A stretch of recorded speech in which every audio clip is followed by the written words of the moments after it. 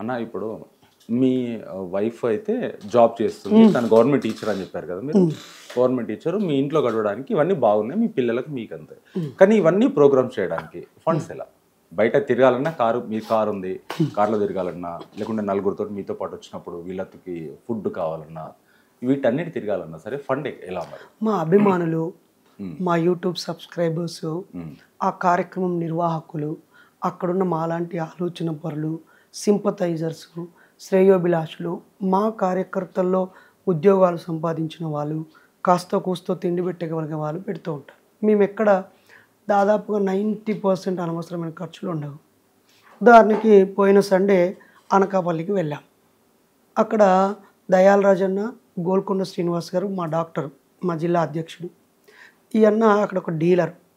ఆ పక్కపంటి శంకర్ అన్న ఉంటాడు, జ్ఞానసుందరం మాస్టర్ ఉంటాడు.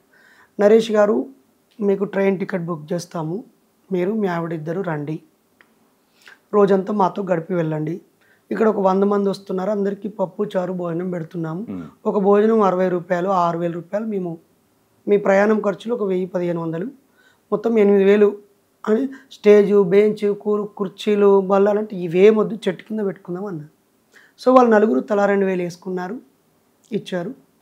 మా టికెట్ వాళ్ళే బుక్ చేశారు, స్టేషన్లోంచి రిసీవ్ చేసుకున్నారు, మళ్ళీ స్టేషన్లో మాకు ఎక్కించారు. మేము అక్కడ పెద్ద ఖర్చు ఏం రాలేదు. ఇది ఖర్చు లేదండి. ఇప్పుడు మీతో పాటు నలుగురు ఉన్నారు, వాళ్ళ జీవనోపాధి ఎలా? అసలు ఇక్కడ ప్రజల్లో కూడా ఇది మంచి ప్రశ్న. చాలామంది అనుకుంటారు మా మిస్సెస్కి ఉద్యోగము పెళ్ళైనాక 5 ఏళ్ళకి వచ్చింది.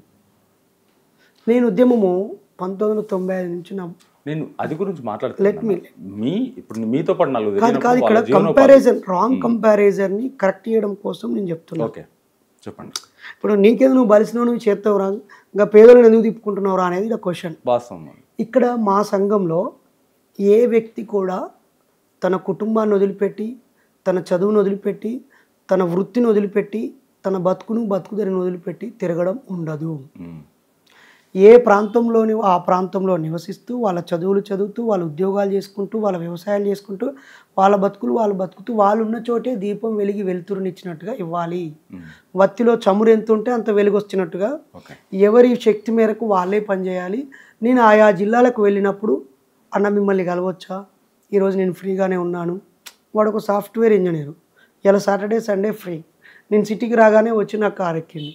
ఆ పక్కన తమ్ముడు సైకాలజిస్ట్, అన్న కొన్ని విషయాలు నేర్చుకున్నానని నేను వచ్చి నా డ్రైవింగ్ తీసుకున్నాను. ఈ సిస్టర్ ఇక్కడ ఒక వేరే వర్క్ మీద వచ్చింది. అన్న మీరు ఎక్కడ ఉన్నారంటే ఇక్కడ ఉన్నాను, నేను మీతో మాట్లాడాలను, ఒక చిన్న ఆడపిల్లకి సైకాలజీ కౌన్సిలింగ్ అంది. సరేరా అని చెప్పాను.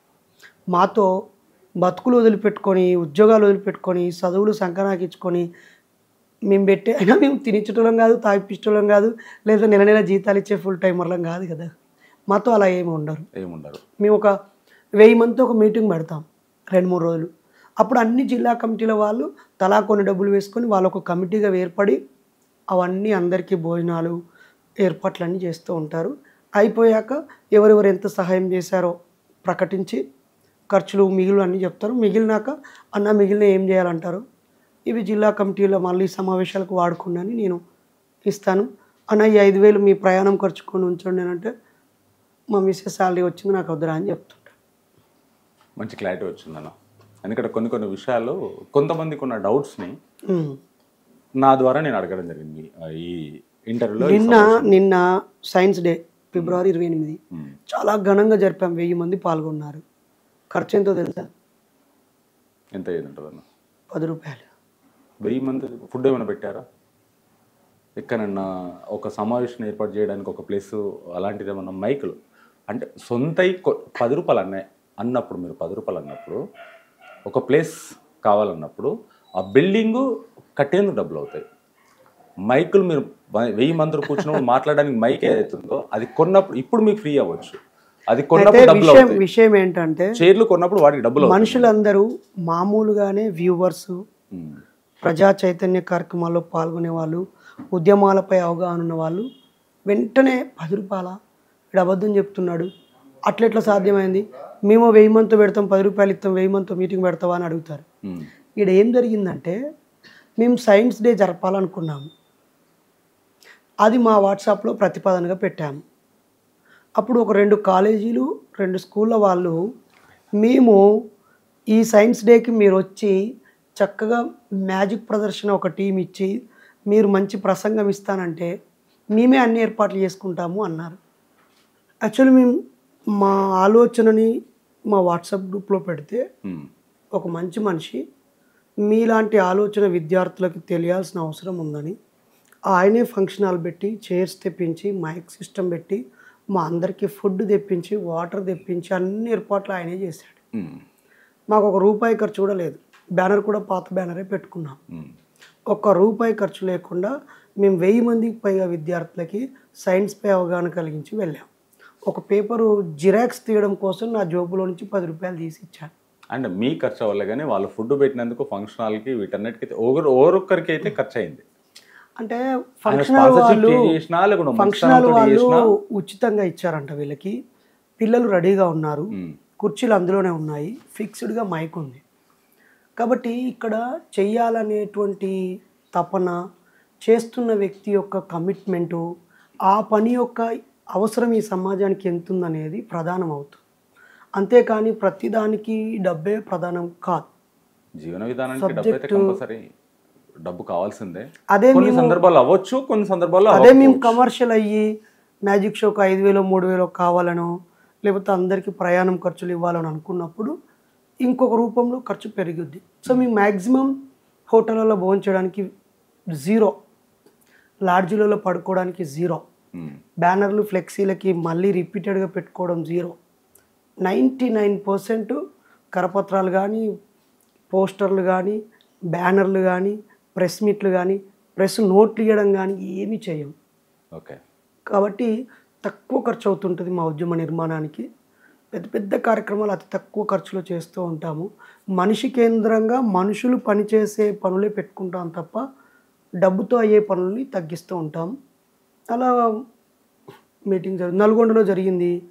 ఒక రవి అన్న అని ఆఫీసరు, నరేష్ మీ నాయకుడు మాకు వచ్చాడు రాజు చిట్యాల, మీరు వస్తున్నారని తెలిసింది, ఇంకా ఎక్కడికి వెళ్ళకు నరేష్, నేను మీ అందరి భోజనం నేనే ఇస్తాను, దయచేసి నన్ను కాదనొద్దు అన్నాడు.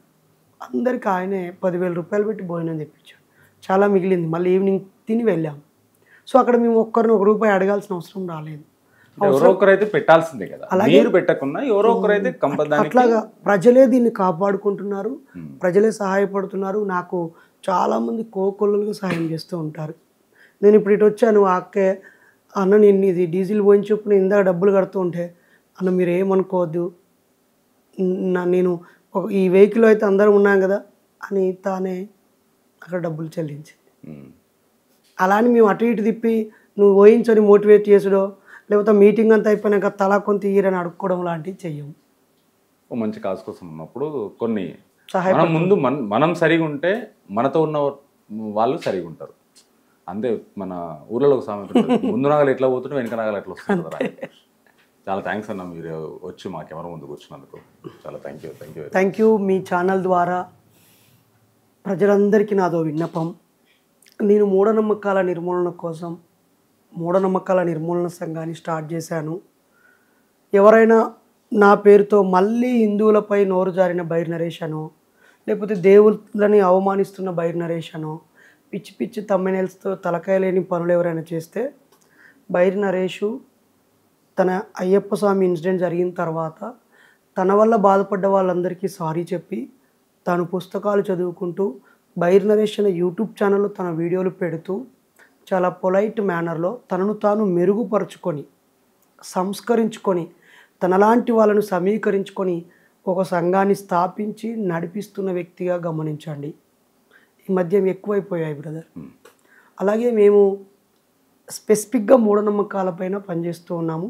దేవుని నమ్మం, దేవుడు లేడనే స్టేట్మెంట్కి కమిటెడ్గా ఉన్నాం, దాంట్లో మార్చుకోలేదు. కాకపోతే కొన్ని చోట్ల మమ్మల్ని గాయపరిచిన విషయాల నుంచి మనం గుణపాఠం నేర్చుకొని ముందుకు సాగుతున్నాం. Thank you. ఎవరి నమ్మకం వాళ్ళది, అంతే. ఒకరి నమ్మకాన్ని మనము కాదనలేము. ఉన్నాడు అంటే చూపించే వాళ్ళు ఉన్నారు, దేవుణ్ణి దైవ శక్తిని చూపించే వాళ్ళు ఉన్నారు, దేవుణ్ణి కాదు దైవ శక్తిని చూపించుకొని ఏమైనా లేదు అని మూఢనమ్మకాలతో ఉండే వాళ్ళు ఉన్నారు, లేడు అనే వాళ్ళు ఉన్నారు. ఎవరు నమ్మకం అసలు వాళ్ళది. ఫస్ట్ ఉన్నాడా లేడా పక్క పెడితే మనిషి ఉన్నాడు కదా, మనిషి అవుతున్నాడు కదా, మనిషిలో నేనున్నా, సమస్యలు మీరున్నారు. ఉన్నాయి కదా, ప్రతి మనిషి మనిషి ఉన్నాడు, మనం మానవవాదంగా బతుకుదాం. బతుకుదాం. అయినా ఒకవేళ నువ్వు ఆంజనేయులు భక్తుడైనా, చేతికి 3 దారాలున్నా, నడుముకు 4 తాయెత్తులున్నా, మెడ నిండా అన్ని మతాల సింబల్ వేసుకున్నా, నీతో నాకు స్నేహం చేయడానికి ఏది అడ్డు కాదు. స్నేహానికి దానికి సంబంధం ఉండదు కదా. అలాగే ఇద్దరం కలిసి సమాజాన్ని ఊడ్చడానికి ఏది అడ్డు కాదు. తప్పు 100% ఊడ్చే వృత్తిలో నేను. ఇటీవల చీకోటి ప్రవీణ్ గారు అనుకోకుండా కలవాలి, ఒక పాత వీడియో నువ్వు రాముని తిట్టినట్టు వచ్చింది నరేష్, ఇది ఎక్కడిది బ్రదర్ అన్నాడు. నంబర్ ఫీడ్ అయ్యలేదు, ఎవరు అని 2 సార్లు అన్నాడు. చిక్కోటి ప్రవీణ్ అన్నాడు, స్పీడ్గా గుర్తుపట్టలేదు. ఎక్కడున్నావు అన్నాడు. ఆ టైంలో నీ దారిలో వెళ్తున్నాను, సుమన్ టీవీకి ఇంటర్వ్యూ ఇచ్చి. మైలు ఇక్కడే చంద్రబాబు నాయుడు ఇంటి పక్కన ఏదో అన్నాడు. అన్న ఆ వీడియో అయితే ఇప్పటిది కాదు, ఆ వీడియోలో ఉన్నది నేనే, వాయిస్ నాదే, కానీ అది 5 సంవత్సరాల క్రితం ధర్మపూర్ దగ్గర మాట్లాడాను. అది కూడా రాముని ఉద్దేశించి మాట్లాడలేదు. ఒక్కొక్క రామాయణంలో ఒక్కొక్క విధంగా ఉంది. మరొక రామాయణంలో ఎక్కువ మంది భార్యలు ఉన్నారు, ఒక రామాయణంలో ఎక్కువ మంది పిల్లలు ఉన్నారు, ఒక రామాయణంలో మాంసం తిన్నట్టుగా ఉంది. ఇంకా దీన్ని కడియేస్తే అంటే మనం ప్రామాణికత తీసుకునేది వాల్మీకి రాసిన రామాయణాన్ని మాత్రమే ప్రామాణికత తీసుకు చెప్పాల్సి వచ్చినప్పుడు ఒక స్కాలర్గా బౌద్ధ రామాయణంలో రాముడు మాంసం తిన్నట్టుగా ఉంది అని అన్నాను అనుకో, ఈ బిట్టు కట్ చేస్తే అసలు ఏ రామాయణం ప్రకారం అన్ననే ఉండాలి కదా. ఒక సందర్భంలో ఒక పెద్ద పూజారి ఆడవాళ్ళ వస్త్రాల వల్లే ఆడపిల్లల అత్యాచారాలు జరుగుతున్నాయి అని నోరు జారాడు. ఆ టైంలో నేను అక్కడే చూసి తెల్లవారే వీడియో పెట్టా ఫేస్బుక్లో, 12 ఏళ్ల క్రితం అనుకుంటా. మిస్టర్ పూజారి అంటే అప్పుడు వయసు వేరు కదా, ఇప్పుడు అంటే 43కి వస్తుంది. మిస్టర్ పూజారి 6 ఏళ్ళ అమ్మాయి ఏ డ్రెస్ వేసుకున్నదని రేప్ చేసిర్రా, యూజ్లెస్ ఫెలో. 60 ఏళ్ళ అమ్మాయిని 70 ఏళ్ళ ముసలావిడని అత్యాచారం చేసిర్రు, ఏ డ్రెస్ వేసుకున్నారా, బ్లడీ ఈడియట్. నువ్వు మొక్కే దేవతలు లంగాలు జాకెట్లు వేసుకున్నారా, హౌలే చూసుకోరా, నువ్వు విగ్రహాల కాడికి పోయి చూడు, నువ్వేమో బట్టల గురించి మాట్లాడుతున్నావు బద్మాష్ అని ఇట్లా గట్టిగా అన్నా. ఎన్నేళ్ల క్రితం? 12 ఏళ్ల క్రితం. ఇప్పుడు ఆ బిట్టు ఫేస్బుక్లో తీసుకొని మీ దేవతలకు లంగా జాకెట్లు ఉన్నాయా అని అన్నాడు బైర్ నరేష్. మళ్ళీ విరుచుకుపడ్డ బైర్ నరేష్, దేవతలపై మాట్లాడిన పోయి ఏంద్రా ఈ లొల్లి. అందుకే ఒక 2 ఇయర్స్ నుంచి ఎవరికి ఇంటర్వ్యూ ఇవ్వకుండా నా పని నేను చేసుకుంటూ హాయిగా ముందుకెళ్తున్నాను. ఒక మంచి కాజ్ కోసం మీరు పోరాడుతున్నప్పుడు మీకు 100% న్యాయం జరగాలి, మీ పోరాటం జాగాలి, మీతో పాటు ఇంకా 10 మంది అన్ని మతాల వాళ్ళు కలిసి రావాలని ఆహ్వానిస్తున్నా. ఎందుకంటే ఒక ఎడ్యుకేషన్ కోసం, భావితరాల కోసం, అవును, ఇప్పుడు వచ్చే తరం కోసం, కాబట్టి ఆ కాజ్ మీది 100% ముందుకు సాగాలని కోరుకుందాం అన్న. Thank you.